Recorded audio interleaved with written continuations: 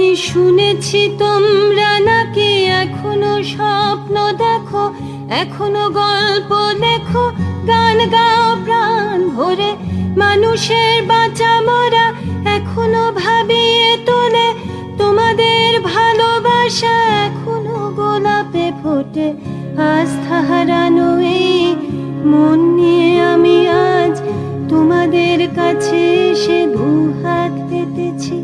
আমি দু চোখের গহ্বরে শূন্যতা দেখি শুধু, রাত ঘুমে আমি কোনো স্বপ্ন দেখি না, তাই স্বপ্ন দেখব বলে